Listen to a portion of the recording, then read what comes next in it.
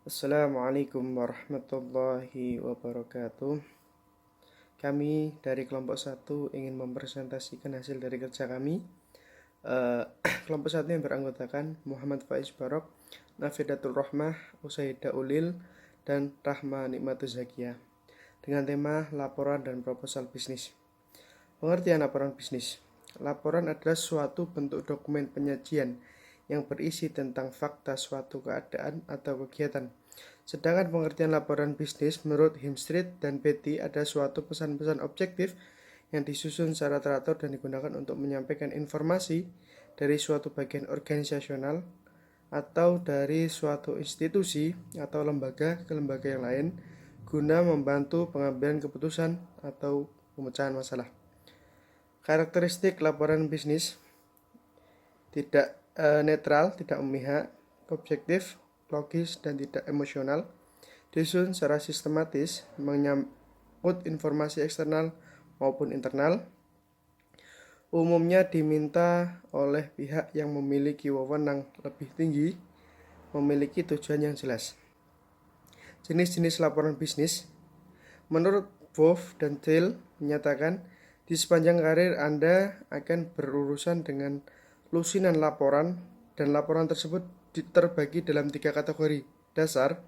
Yang pertama yaitu laporan informasional, menawarkan data, fakta, umpan balik, dan jenis informasi lain tanpa analisis atau rekomendasi. Yang kedua, laporan analisis, menawarkan informasi maupun analisis dan juga dapat mencakup rekomendasi.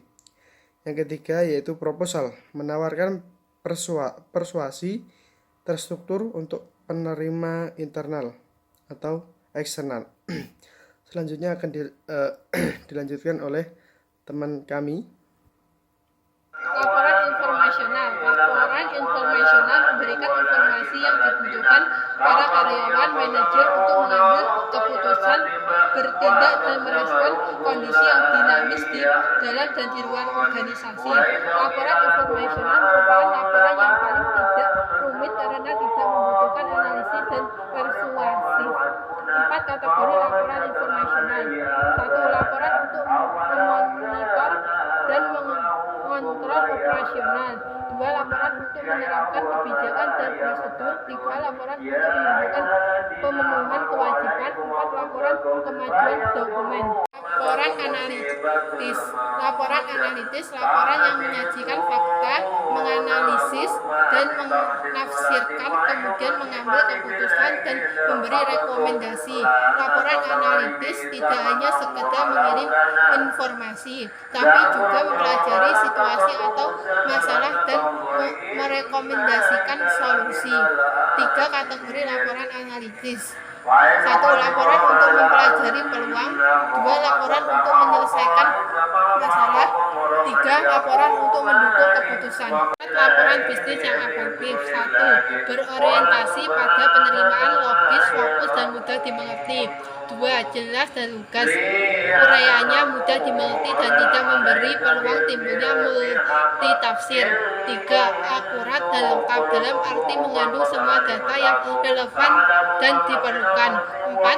Tepat waktu, karena laporan akan berkurang bahkan hilang manfaatnya apabila disampaikan melampaui waktu yang telah ditetapkan. 5. Disusun secara jujur, objektif, dan transparan. Kapanpun informasi negatif harus disampaikan. Kemudian yang selanjutnya adalah pengorganisasian laporan.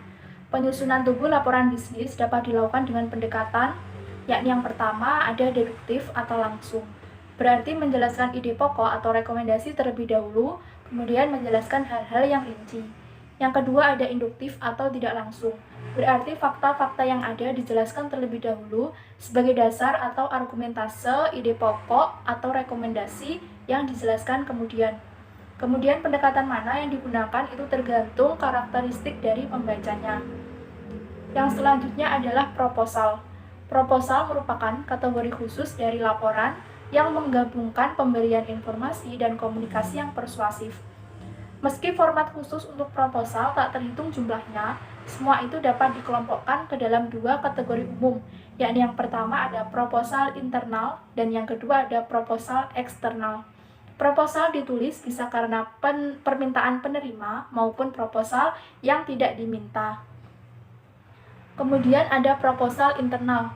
Proposal internal digunakan untuk meminta keputusan dari manajer dalam organisasi. Proposal internal itu terdiri dari yang pertama ada proposal pendanaan yang meminta dana dan dukungan manajemen terhadap proyek baru, dan yang kedua ada proposal proyek umum yang meminta izin untuk mengambil tindakan atas proyek baru. Selanjutnya yaitu ada proposal eksternal.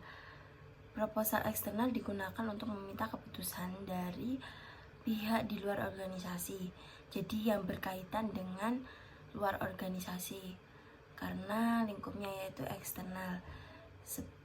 Proposal eksternal mencakup proposal investasi yang meminta pendanaan dari investor eksternal seperti sponsorship, seperti itu juga bisa.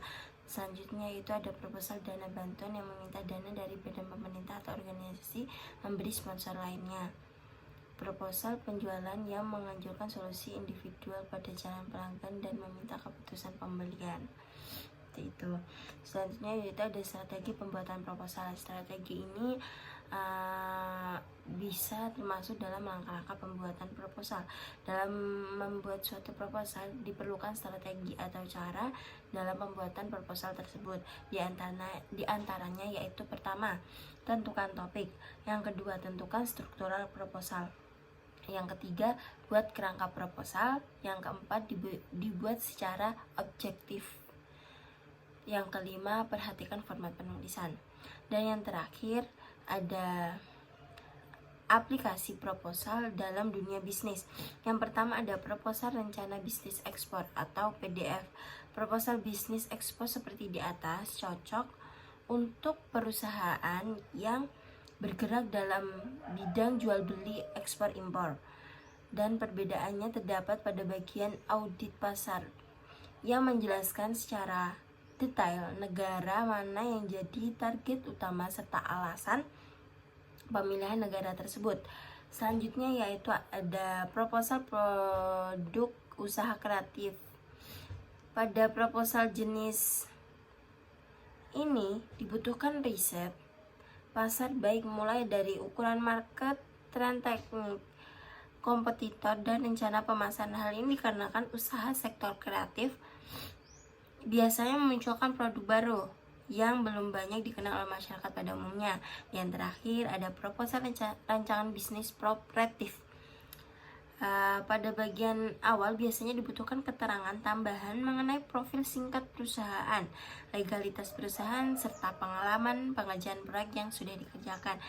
Jadi dalam bab ini itu menjelaskan tentang bagaimana dari pengertian laporan bisnis dan proposal bisnis, serta bagaimana langkah-langkah yang baik dan efektif untuk membuat laporan dan proposal bisnis tersebut. Karena saya rasa juga kita bergelut di bidang ekonomi sangat perlu mempelajari hal tersebut. Mungkin itu saja dari kelompok 1. Jika ada kurang lebihnya mohon maaf. Wassalamualaikum warahmatullahi wabarakatuh.